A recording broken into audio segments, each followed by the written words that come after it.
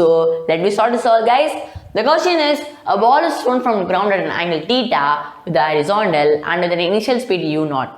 For the resulting projectile motion, the magnitude of the average velocity of the ball up to the point when it hit the ground for the first time is v1. After hitting the ground, the ball rebounded at the same angle theta but with a reduced speed of u0 by alpha. Its motion continued for a long time as shown in the figure.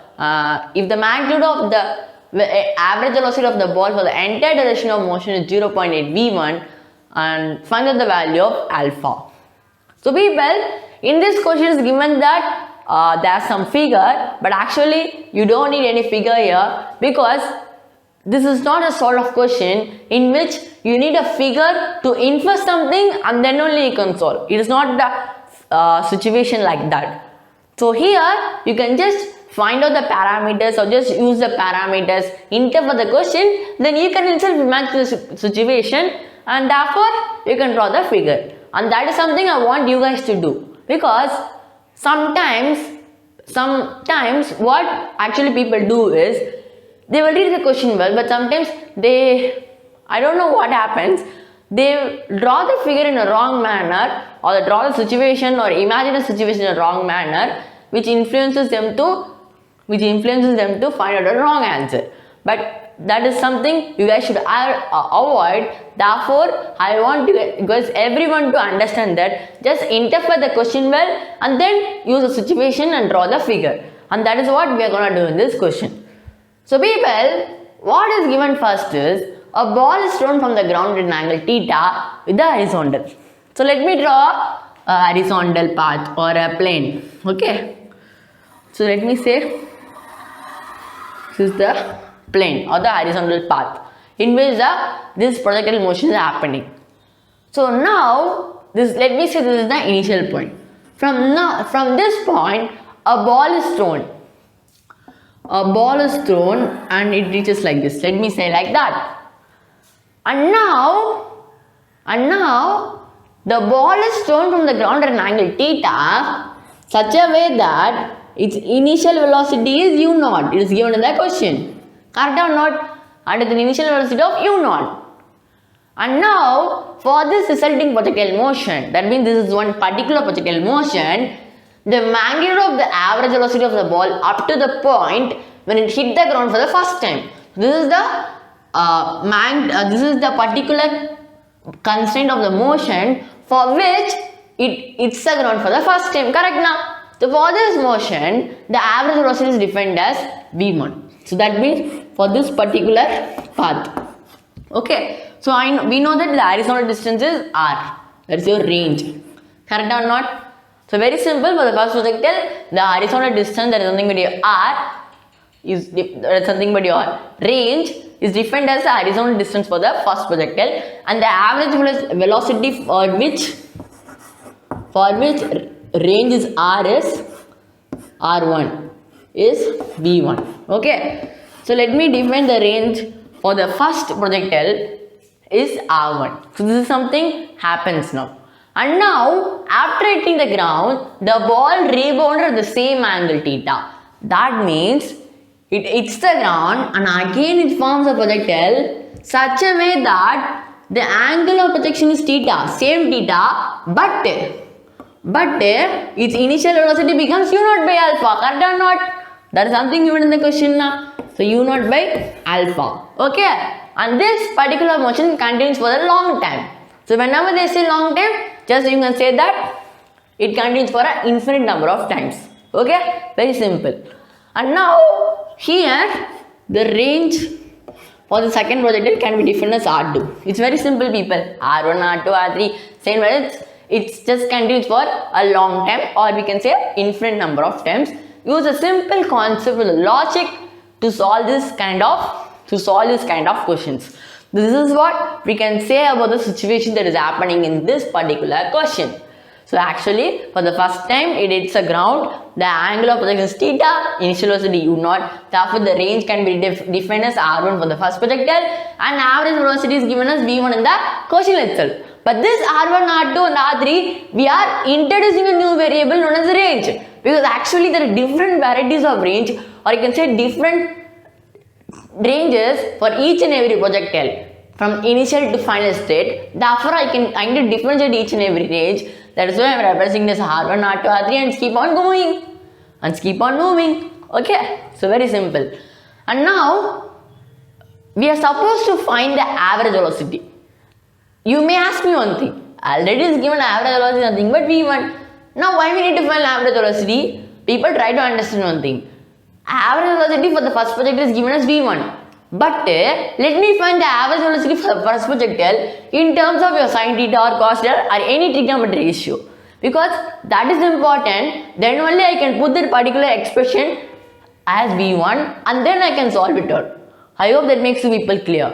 So now, let me write here. Average velocity for the first projectile, that is v1. So v1 is the average velocity for the first projectile. That is from this point to this point is defined as total displacement. Sorry, not total displacement. Displacement covered by total time taken. So for example, we know that your average velocity v. So we represent average velocity as this particular two symbols, like greater than equal to those symbols. Just use them up. So your average velocity is defined as displacement by total time taken.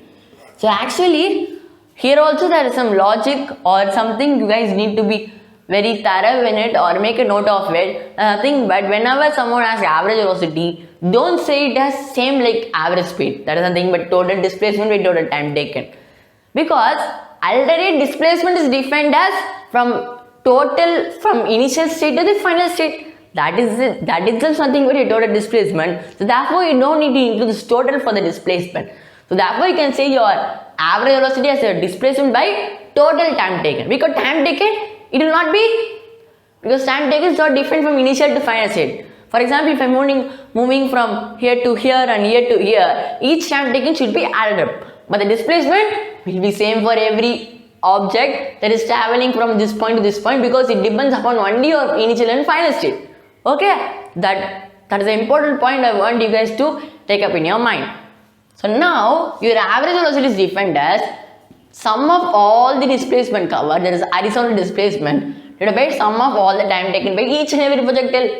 But now in this I am finding the average velocity for the first projection or the first projectile. Therefore you just include the range for the first projectile and time of flight for the first projectile. Simple na? Because I am just finding out the average velocity for the first projectile, that is your v1. v1 is the average velocity for first projectile now, because the question itself is given. So therefore this v1 can be written as displacement covered by the time taken. So displacement covered by this particular first projectile will be r1, because that is your horizontal distance covered by your first projectile, divided by total time taken. So divided by time taken for the first projectile, let me write it as t1. Okay, so time taken for the first projectile as t1. So here the time taken I will represent here, it's t1. Okay, so t1 is the time taken for the first projectile, that is from this point to this point, this point to this point. Just remember it. And now from this I can write your v1 as r1 by t1. Now tell me, what is the formula for your range and time of flight? You guys learned in your kinematics projectile motion na? Your range formula is nothing but u square sin to theta by g. So that's sin to theta, I can write it as 2 sin theta cos theta. Because I want in a simpler form, not 2 theta. Because your sin to theta is defined as 2 sin theta cos theta, as your double angle formula which you guys learned in your trigonometry. Very simple thing. If you know basic knowledge about trigonometry, it will be very easier for you. So u square sin to theta is nothing but 2 sin theta cos theta by g, and same like that, your time of flight t, that is time taken to cover for each and every projectile is your time of flight, that is equal to 2u sin theta by g. So this is the formula for your range as well as your time of flight, and these things are basic simpler ones, and I hope you guys are aware of it. Okay, very basic people, just need to know the simple formulas of your projectile. So your range is defined as u square sin theta cos theta by g, and your time of flight is defined as 2u sin theta by g. Actually your range is nothing but u square sin theta by g. The sin theta I am writing as 2 sin theta cos theta. Simple. 100 divided by g and time of flight is 2u sin theta by g. So therefore, the R1 or the range for the first project is defined as u square, that is your initial velocity square. So initial velocity is nothing but u naught. So u naught square times of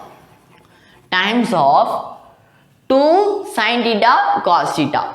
2 sin theta cos theta, that is u naught square times the 2 times of sin of theta. What is the angle of projection? That is theta. And into cos of angle of projection theta. Because here the angle of projection is theta only. So both these variables or the angles is same. Therefore, I don't need to change any upon it. Except your angle of projection. Sorry, your initial speed. Okay. Then divided by, here I should have divided by g. Correct now? U square into 2 times of sin theta cos theta by g. Then the whole divided by 2 times of the initial velocity is u naught times of sin of theta by g. So this is what you will get when you divide your range and time of flight for your first projectile in order to find the average velocity v1. Okay, so this is something you will get now. So just cancel g and then you can cancel all this 2 u naught, 1 u naught here. So u naught times of and 1 sin theta, 1 sin theta. So therefore I got to know that your v1 is nothing but u naught times of cos theta. Correct or not? So this is what we arrived. So this is what I told you earlier. You may think, am I foolish to find v1 again? Already is given v1 is your average velocity, but why I need to find it again? In order to express your v1 in terms of the trigonometry ratio. That is my main motive. Because people, just if some values or the variables is given, I just can't intentionally do anything without. You may think that I can't do anything intentionally on that, like there is nothing useful based on the variable. You will think it is useless things in order to do this, but actually it is very very useful thing because I am expressing your initial velocity given in terms of your trigonometry ratio, that is initial velocity times of your cos theta. Very useful, very useful. So therefore I can take it as one particular equation. So therefore I am writing your initial velocity v1 as u naught cos theta. So let me write it as v1 is equal to u naught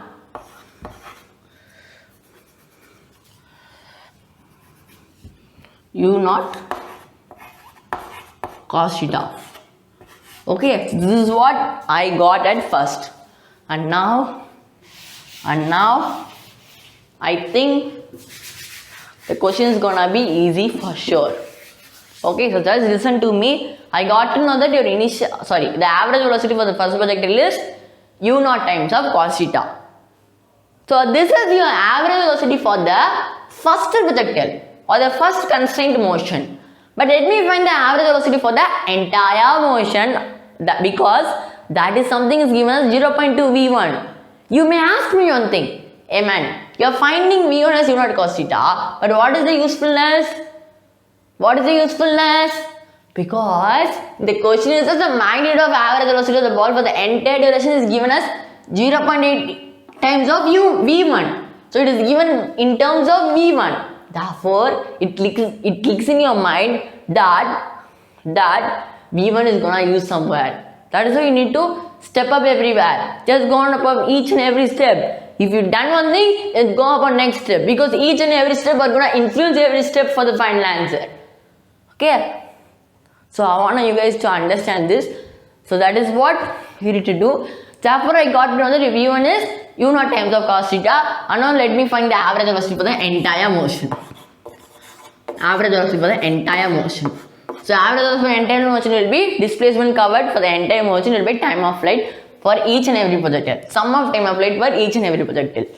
So displacement for the entire motion will be as sum of all the horizontal displacements. There is R1 plus R2 plus R3 all the way up to infinity, then divided by, because why I am taking as infinity, because it continues for a long time, then divided by sum of time of flight for each and every projectile. There is T1 plus T2 plus T3 all the way up to infinity. Okay, very simple now. Therefore, your average velocity can be defined as, now you should be very careful. This range R1 is for the first projectile, R2 for second projectile, and T1 is for your first projectile and T2 is for your second projectile. The time of flight, time taken for the projectile to complete the motion. Okay, so very simple. So average velocity will be this particular expression. And now let me put up on all the values. So what will be your R1? Your R1 will be range for the first projectile. That is defined as U square, that is initial velocity square. So initial velocity of a first projectile is U0. So U0 square times of 2 into sine of angular projection. Actually, no, angular projection for every projectile which continues, even though I have to read, is theta. For every projectile, the angular projection is theta, but the only difference is their initial velocity. So 2 times of sine theta into cos theta. Okay, wow. Into cos theta. Okay. Then divided by G. Correct or not? And now the range R2 for the second projectile is nothing but U square. That is initial velocity for the second projectile. That is U0 by alpha. U0 by alpha square will be U0 square times of 2 sin theta cos theta by this U0 by alpha square, and it is alpha square into G. Okay, I will rub these formulas because guys, just remember, range is U square 2 sin theta into cos theta by G, and time of flight is 2U sin theta by G. So just remember it up, then only you can solve the question very easily. So this will be your range 2 or your R2 for the second projectile, because U0 square, that is U0 by alpha square, U0 by alpha whole square, because the initial velocity for second projectile is U0 by alpha. So U0 by alpha square, that alpha square I am taking to the denominator into 2 times of sin theta cos theta by G. Very simple now. Then plus of range 3 for the third projectile. So third projectile I did not draw, even though you just understand. If the initial velocity first one is U0 and for second one is U0 by alpha, therefore it will be U0 by alpha square. For the third, same like it continues like U0 by alpha, U0 by alpha square, U0 by alpha power 4, same like that it continues. Okay, just simple task, and that makes your task very easy. Okay. So for the next one, it will be U0 by alpha square whole square. The initial velocity for third one will be U0 by alpha square. U0 by alpha square whole square will be U0 square into 2 sin theta cos theta into alpha over 4 times of G.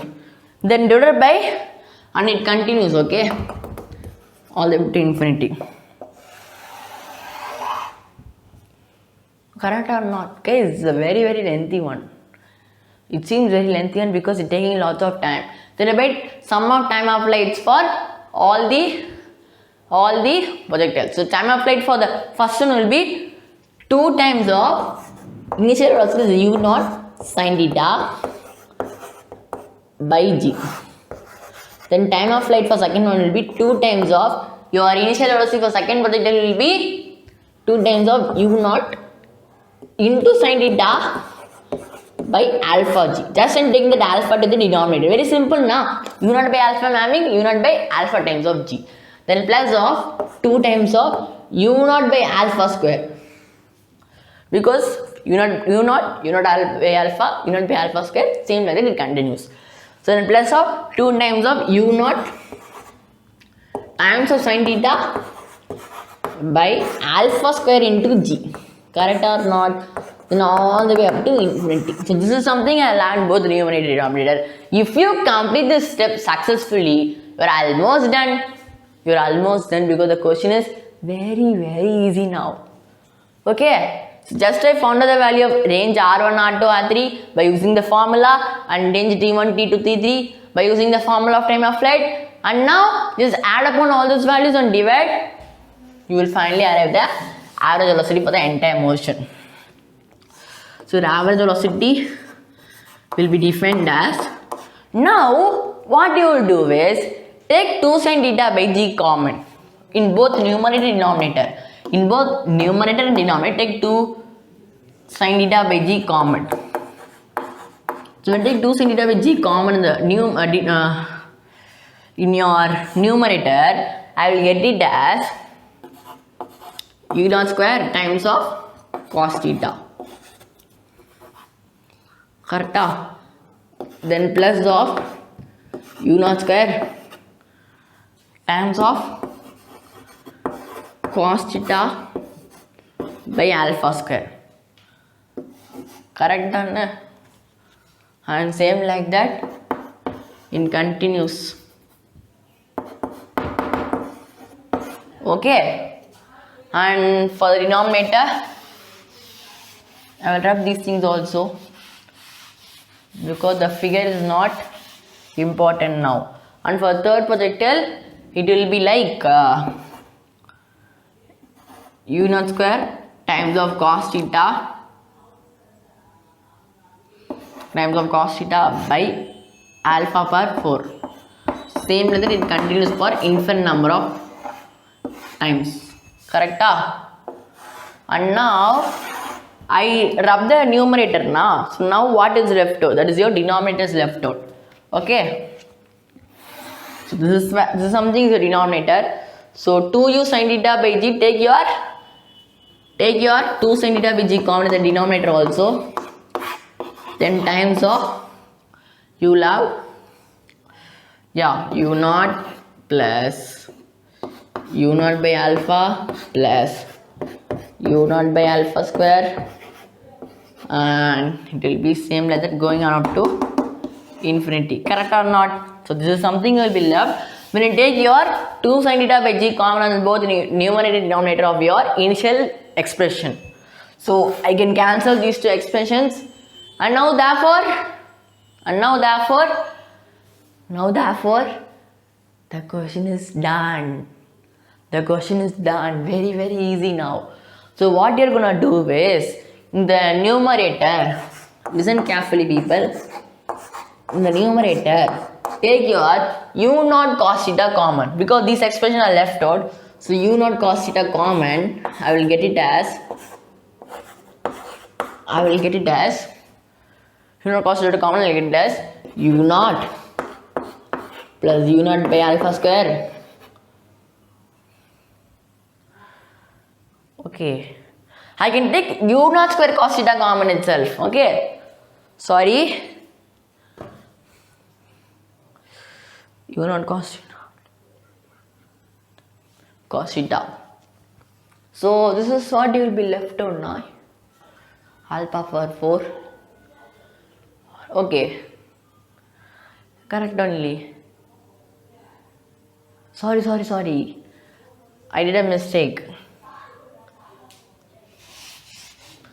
Initially it will be u naught, only u naught, not u naught square. Okay, sorry for that mistake. So just you can take u naught cos theta common. Okay, u naught cos theta common, you will get it as 1 plus 1 by alpha square plus 1 by alpha power 4 all the way up to infinity. Correct or not? Then divided by the denominator, take your u naught common. It's your wish. You can take u naught common, or you can just keep it up. Just going now. So 1 by alpha, 1 by 2. Okay. Sorry. Here you add u naught square only. Here also, if I take your u naught square cos theta common, this is something you will get. Then divided by, take your u naught common, then times of 1 plus 1 by alpha plus 1 by alpha square all the way up to infinity. Sorry, that's my mistake people. Actually I thought it differently. That means I thought it like you should just have the u naught, but actually you should have u naught square times of cos theta. So everywhere it's u naught square only. If you take u0 square of cos theta common, this is what you will get in the numerator, and just take u0 common in the denominator. And now this u0, and here you can have one u0 here. Just cancel these two terms, and now we arrived at your average velocity for the entire motion as u0 times of cos theta. What is u0 times of cos theta? V1. That is the reason why I followed that earlier. So that will be V1 times of u0 times of cos theta, because u0 square into cos theta by u0 something I had. Just cancelling out one u0, I will be getting u0 times of cos theta. u0 times of cos theta is V1. Then times of 1 plus 1 by alpha square plus 1 by alpha power 4 plus all the way up to infinity. How will you solve this one? Think carefully and say. If you see this particular pattern, you can observe this is nothing but the geometric progression. Nothing but the geometric progression, GP. It forms a GP, infinite GP. So here, your first term is your A is equal to 1, and your common ratio will be 1 by alpha square. How I am saying that is very simple, people. We know your GP is of the form A, square all the way up to your general form or general term A per n minus 1. Correct or not? Mathematical stuff, anyway, it will be useful. So now your A will be 1 from this, and you can find your R by second term divided by first term. So 1 by alpha square by 1 will be 1 by alpha square. And now we know the sum of infinite times of a GP is A by 1 minus R. Correct or not? So using this formula, so your infinite times of GP sum will be A, that is 1. A, that is 1 divided by 1 minus R. So 1 minus common ratio is 1 minus 1 by alpha square. Then divided by 1 plus 1 by alpha plus 1 by alpha square all the way to infinity. Here also the same thing. Here A is 1 and R is 1 by alpha. So therefore, divided by 1 by, correct or not? 1 by 1 minus 1 by alpha. Okay. This is what I think you guys will get. Okay. So very lengthy one, people. Just I'm solving it out. So 1 by 1 minus 1 by alpha. So using your basic concept of your geometric progression. And now the question is very easy. Just solve it out. So just I will have, which implies that your average velocity will be V1 times of, when I multiply I will get it as V1 by 1 minus of 1 by alpha square. I can write it as 1 plus 1 by alpha into 1 minus 1 by alpha. Correct or not? A plus B into A minus B. Then divided by 1 by 1 minus alpha. So that will be nothing but 1 minus 1 by alpha by 1. Taking reciprocal, just solving out. It looks like disguised one. People just use the GP and solve it. Okay. So now this 1 minus alpha, 1 minus alpha will cancel. Therefore, I got to know that your average velocity for the entire motion is V1 by 1 plus 1 by alpha. Okay. So when I solve it out, I'll get it as alpha times of V1 by alpha plus 1 is nothing but your average velocity for the entire motion. And the questions are given that the magnitude of the average velocity of the ball for the entire duration of motion is 0.81. So just equal it out to 8 by 10 V1, because 0.8 is same as 8 by 10. So V1 cancel and just cross multiply. This will be 4, this will be 5. So 5, just cross multiply, 5 times of alpha will be equal to 4 alpha. That is 4 times of alpha plus 1, that will be 4 alpha plus 4. therefore your alpha is equal to 4, and that is the answer for the question. So the answer for the question is alpha is equal to 4. So really a good question. I really liked it a lot, but it's a very I don't think it's a lengthy one, but my explanation made it very lengthy because I want you guys to understand each and every step, and calculation was little longer because it's a small board. I need to take it. I need to be very careful according to it. If I do some mistake, then it will be definitely wrong because to be honest, I taking this video for second time because I did a big calculation mistake for the first time. Okay, so that's all. That is the answer. Just understand the concept. That's all of this question. Thank you. Education simple.